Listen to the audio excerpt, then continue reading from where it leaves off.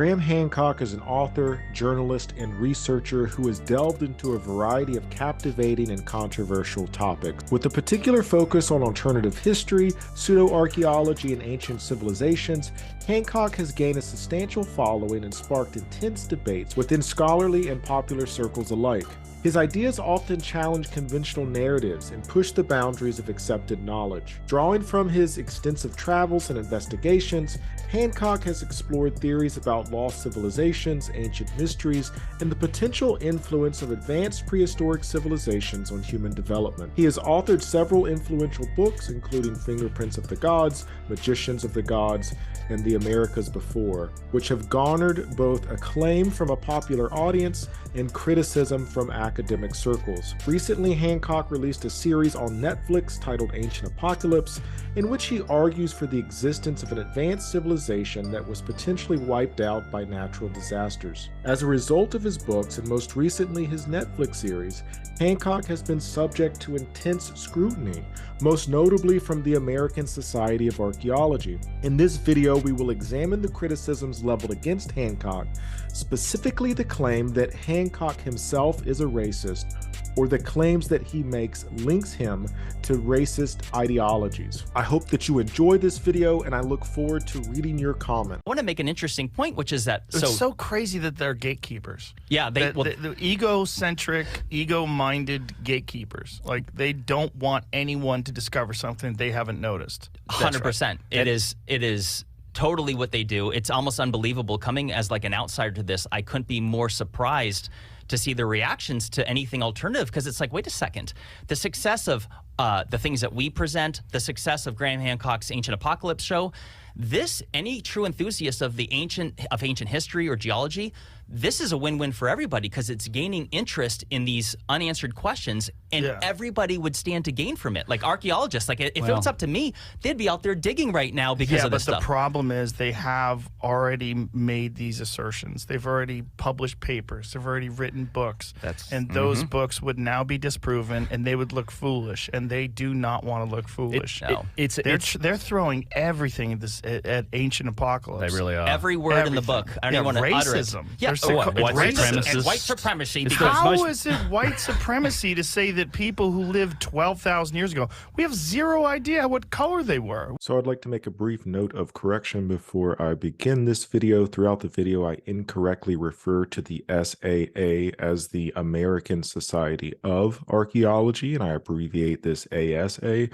That is in fact incorrect. It is the Society for American Archaeology, SAA.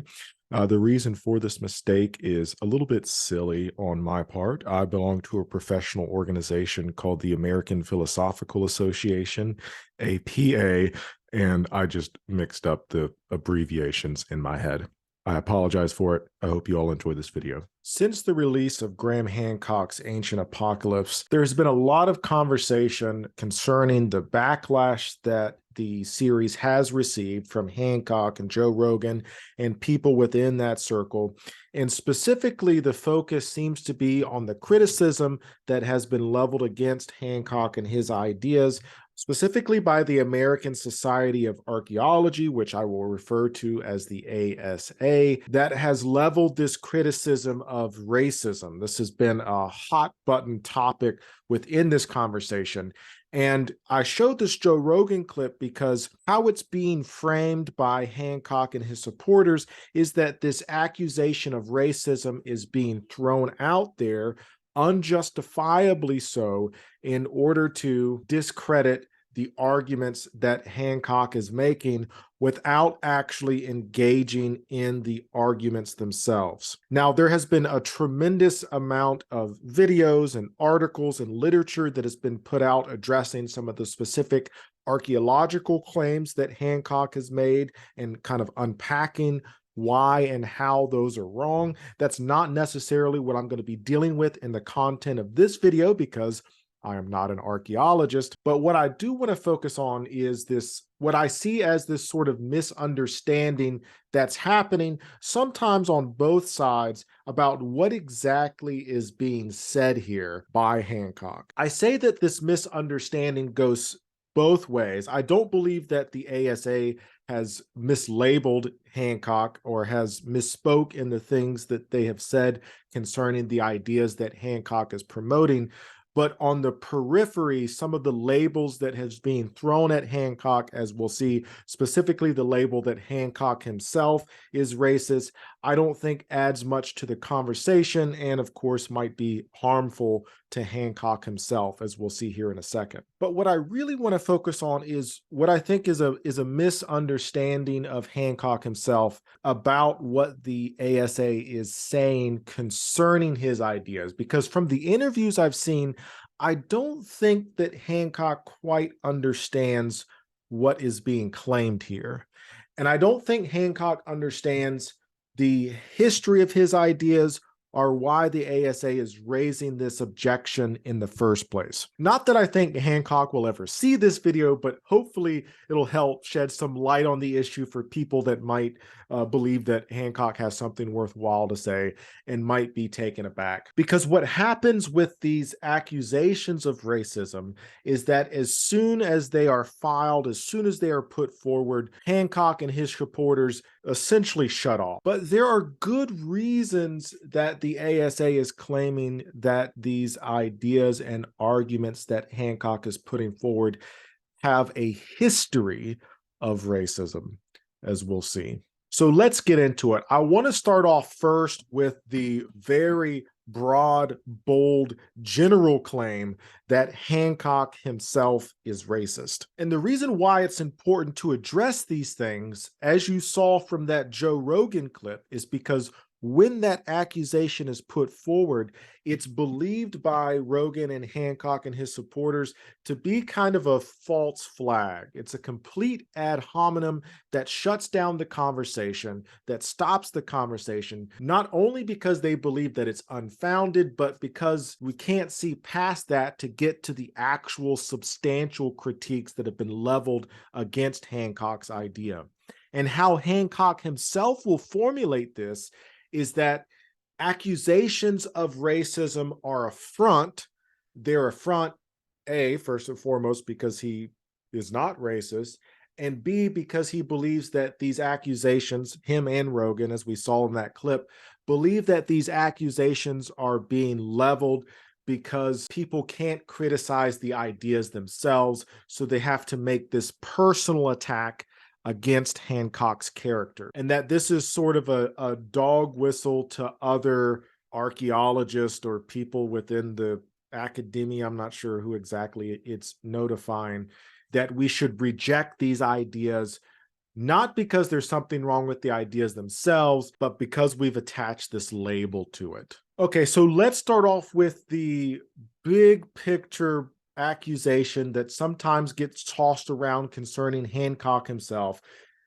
Is Hancock a racist? Well, Hancock actually responds to this in several different interviews that he's done recently. So let's hear it in his own words. And white supremacy. I couldn't believe that when I read that. I couldn't believe it either. And again, I have to say, I'm a human being with feelings. I'm married to a woman of color. I have 4 mixed-race children. I have 7 mixed-race grandchildren. To be accused in public platforms of promoting racism and white supremacy gets me right in the heart, especially when it's based on a completely flimsy and non-existent argument. So what it comes down to is that in Fingerprints of the Gods, I report back in 1995, I reported a number of indigenous traditions. Those traditions were recorded by Spaniards in Mexico and in Peru in South America shortly after the conquest. They're part of the earliest documentation that we have. And in those traditions, there were frequent references to a white-skinned, bearded figure. In South America, he's called Viracocha, and in Mexico, he's called Quetzalcoatl. And I simply reported those traditions as they had been passed down to us from the indigenous people, translated by Spanish interpreters, and then passed down into tradition. If we are to take Hancock at his word here and apply the principle of charity to the interpretation of what he's saying, we'd be hard-pressed to label Hancock himself as a racist. From what I have seen in the brief amount of interviews that I've watched with Hancock, he has yet to explicitly support or advocate for any sort of racist belief or position. If you combine this with the personal experience that Hancock spoke about in the clip that we just watched for that interview, I think we could see how Hancock would be deeply offended by these accusations of racism, or that the ideas that he's promoting are somehow linked to racism. He mentions in this clip that the accusations of racism stem primarily from some comments that he made within his book, The Fingerprint of Gods, in which he was simply reporting some of the common myths that he had heard from these native people, and that somehow this was misconstrued as him supporting racist ideas. He'll actually come back to this point in a more recent interview. Now, that interview we just watched with London Real only happened about 6 months ago, prior to me recording this video. Hancock was recently on the Andrew Soltz podcast, Flagrant, in which he talked about his Netflix series and specifically addressed these accusations of racism. And he returns to this idea for why he thinks people are labeling him racist. So let's go to that clip now. I'm curious, picking back on that, like, how do you feel about the criticism that you got some people saying you're a racist after the Netflix documentary? Well, that criticism was because that's why we brought you on. We're like, we hope you're racist. We like you kind of let me down with this whole everyone's equal talk. That was interesting. The subject of race is never mentioned in my Netflix series, Ancient Apocalypse. It's never mentioned at all. But when the Society for American Archaeologists wrote an open letter to Netflix demanding that my documentary series be reclassified as science fiction, they accused me of spreading racism, white supremacy, misogyny, and anti-Semitism. None of these issues are ever mentioned in the series. Wait, what was misogynistic? I don't know, and you know, and what, for that matter, was anti-Semitic. It's very and what was racist, since race is never mentioned. But what these labels are very useful for, if you shout them loudly enough, and if your friends in the media see a nice story here and pick them up and multiply it, what they're very useful for is turning people off the work of an opponent. Yes, and that was clearly what went on here. If you're radioactive, I don't even have to debate you because you're radioactive. That's right. Yes. That's right. That's fundamental. So again, we have this idea being promoted by Hancock that the reason why he is labeled a racist, or that his ideas are labeled a racist by societies such as the American Society of Archaeology, is to turn people away from his work, to label him a racist, so that way people don't feel the need to engage, or that way people are off put from investigating or watching the documentary themselves. What I want to do now is to take a look in the clip that we just watched. Hancock mentions the fact that the American Society of Archaeology, the ASA, wrote an open letter to Netflix regarding his show in which they made these accusations. Well, that letter, because it's an open letter, is openly available to the public. So let's read through it together and take a look at what the ASA actually said concerning Hancock's ideas, and sort of maybe trace that history a little bit together. So here is the ASA letter. We're going to go down to the second page. On the top of the second page, it says, we have 3 principal concerns with regard to Ancient Apocalypse. The third is what's relevant here, specifically concerning the accusations of racism. Number 3, the theory it presents has a long-standing association with racist, white supremacist ideologies, does injustice to indigenous peoples, and emboldens extremists. So to clarify here, the claim being made by the ASA is not that Hancock himself is racist, but that the ideas that he is promoting have a history of, or being associated with, racist ideas, beliefs, and practices. Now, further on in the letter, they go on to elaborate about this. The assertion Hancock makes have a history of promoting dangerous racist thinking. His claims for an advanced global civilization that existed during the Ice Age and was destroyed by comets is not new. This theory has been presented, debated, and refuted for at least 140 years. It dates to the publication of Atlantis The Antediluvian World, and Ragnarok, The Age of Ice and Gravel by Minnesota Congressman Ignatius Donnelly. Ignatius Donnelly is somebody that Hancock acknowledges his indebtedness to. Donnelly was somebody that, by Hancock's own words, deeply influenced his own writing. This theory steals credit for indigenous accomplishments from indigenous people and reinforces white supremacy. From Donnelly to Hancock, proponents of this theory have suggested that white survivors of this advanced civilization were responsible for the cultural heritage of indigenous people in the Americas and around the world. The narratives on which claims of white saviors have been based have been demonstrated to be ones modified by Spanish conquistadors and colonial authorities for their own benefit. These were subsequently used to promote violent white supremacy. So the claim here being made by the ASA is that the family of arguments, so to speak, the family of arguments that Hancock is drawing from has in the past been linked to white supremacy and racist ideas. Specifically, this claim that indigenous people in North America, the focus of Hancock's last book and the focus of a few episodes of Ancient Apocalypse, that they themselves are not responsible for the construction of their own civilizations. What the ASA is referring to is this long history of ideas dating back really to the beginning of the United States, even before the United States, to the colonization of North American by European powers.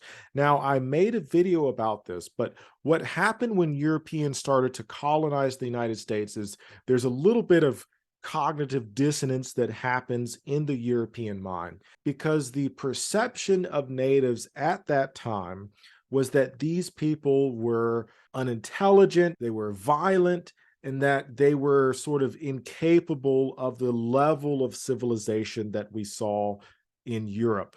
This sort of idea is, for example, reflected in the writings. We have an example here from a letter that Christopher Columbus wrote concerning his encounter with natives, specifically the Arawaks in the Caribbean. And this is how Columbus describes the natives that he met. This is a direct quote from Columbus. "Besides, this Hispania abounds with various kinds of species, golds, and metals. The inhabitants are all, as I have said before, unprovided with any sort of iron, and they are destitute of arms, which are entirely unknown to them, and for which they have not adopted, not on an account of any bodily deformity, for they are well made, but because they are timid and full of terror." So the perception of natives by the first European contacts are that these are people who are inherently afraid, that they haven't adopted European technology because of their intellectual capability.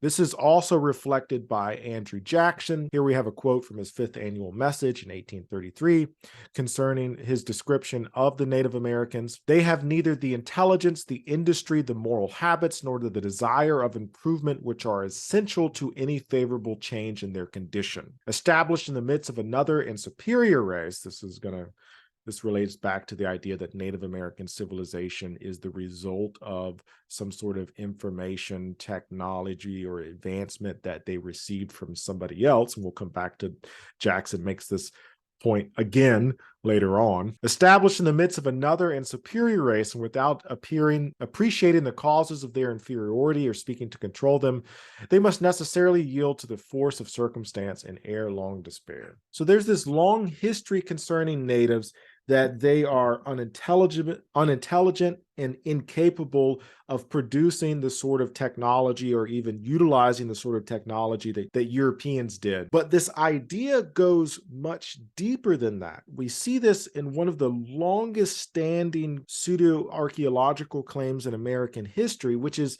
that when Europeans made their way into North America, and they found remnants, for example, of the Mississippian civilization and the large cities that were left behind by these people.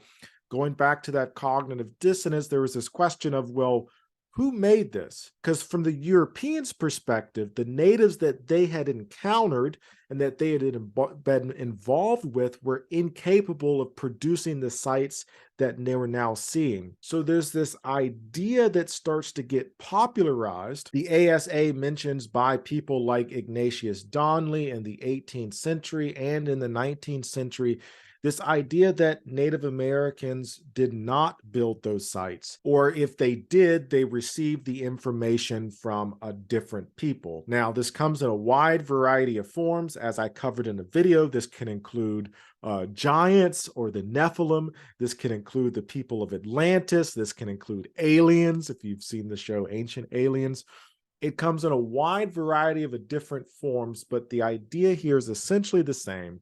That the indigenous people of North America could not have made these sites essentially because they didn't possess the technology. They themselves weren't smart enough. Now, that idea in and of itself is inherently racist. The idea that these people are incapable of doing these things because they don't have the level of intelligence. But the racism goes even deeper than that and more dangerous than that, because this idea was accepted and used as a justification for the removal in the United States, for the removal of indigenous peoples from their land. Because what right did they have to that land if they themselves weren't responsible for cultivating, or if they themselves took that land from somebody else?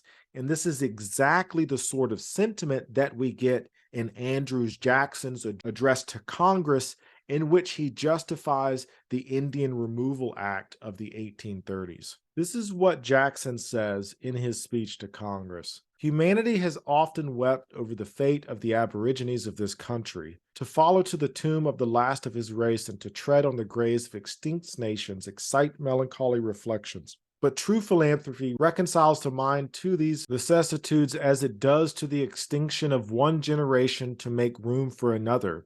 In the monuments and fortresses of an unknown people, spread over the extensive regions of the West, we behold the memorials of a once powerful race, the race that existed prior to the current Native Americans, which was exterminated or has disappeared to make room for the existing savage tribes. So the Native Americans that are there now were not the original Native Americans, and that they were the ones that built all of these monuments and were wiped out by current Native Americans. Again, Jackson is not the only U.S. politician that will sort of accept these things. The fact that it appears in Jackson's speech, the fact that it was made popular by congressmen such as Donnelly, we even have some reflection in Lincoln's journals where he talks about the giants that built the mounds of Native Americans. This was a very widespread and popular idea, one that was used to justify how the Native Americans were treated. But to the ASA's point, this is not limited to history. This is an idea that's still actively being used by white supremacist groups. The ASA letter links to an article by the archaeologist Stephanie HALMHO, who elaborates on how current white supremacist groups are using these ideas. And this is what HALMHO has to say. The article, by the way, is titled, "Did Aliens Build the Pyramids and Other Racist Theories?" Skipping down towards the end of the article, she speaks about different hyperdiffusionist theories. Hyperdiffusionism refers to the idea that ancient civilizations were seeded by a mother civilization, such as the Atlanteans. She's also going to make reference to the Great Replacement theory, which is the idea purported by white supremacists that white people are being replaced by other minorities. So she starts off the paragraph by saying, hyperdiffusionist theories are the easiest to adapt to the conspiracy of replacement.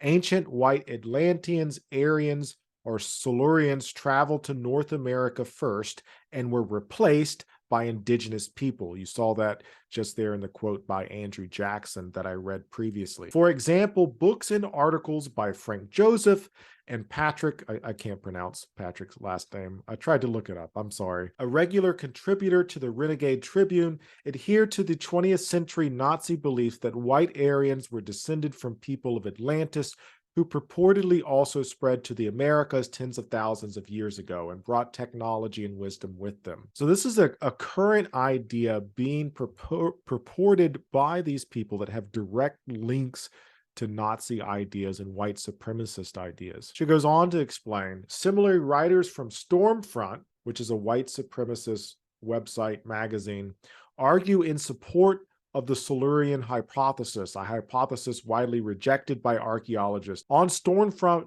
science suggesting the Silurian people had darker skin is ignored, and instead people, the white Silurians in North America, were abruptly and violently displaced by indigenous people. So to the ASA's point, yes, this is a family of arguments that has a long, horrible history, especially within American history, that was used as justification for the displacement of indigenous people from their land, but that is still actively being used and supported by white supremacist neo-Nazi groups today. And it's this aspect of the objection that I don't think Hancock fully grasps or comprehends, because what's being claimed here is that the arguments that he is making have a history of racism, not because he's misunderstanding some myth or because he doesn't understand how that it was the Spanish who interpreted the myth, as he seems to suggest in those clips from that interview that we just watched. Hancock seems to be ignoring the fact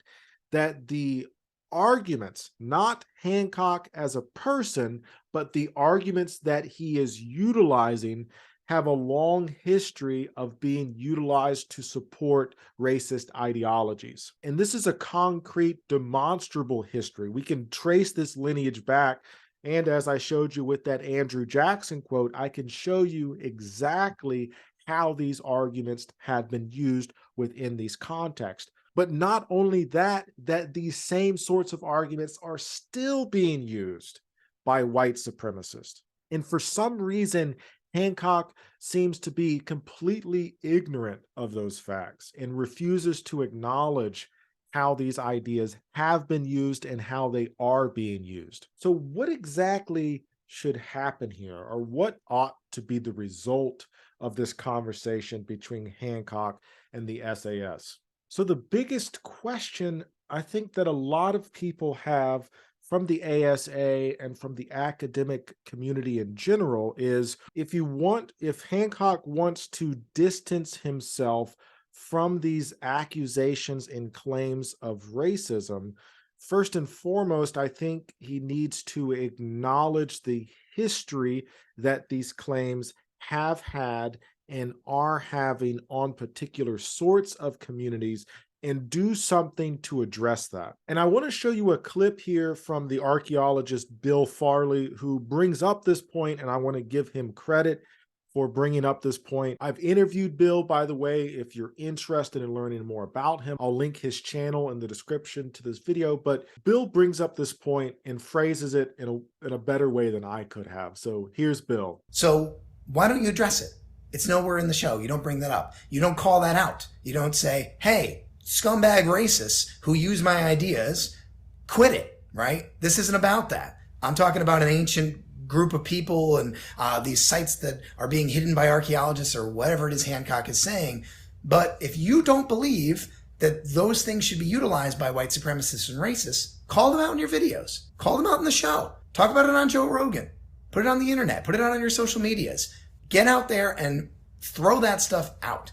Call those people out. So the point that Bill makes here, I think, is worth repeating and emphasizing, and is a legitimate critique of Hancock's enterprise as a whole. And I wish there were more communication between these two camps to help Hancock realize what exactly the ASA is claiming and what exactly they are asking for, because it seems evident to me that Hancock himself is not a racist, and that even he is hurt personally by these accusations because of his background and because of his personal life. What is not clear is why he seems to be remaining ignorant of the actual criticism that's being leveled against his ideas, and instead reframing it as some sort of misunderstanding of his understanding of the myths and doubling down on his justification for the use of those myths. I think what would help clear up this situation entirely for people on both sides, to go back to Bill's point, would be for Hancock to acknowledge that in some way, shape, or form, either at the beginning of his series or on his next appearance on the Joe Rogan Experience, for him to confront those accusations directly, to acknowledge their history, and then to say, but I'm doing something different. I acknowledge and accept where these ideas have come from, but that's not how I'm using them. That doesn't seem to be that big of an ask.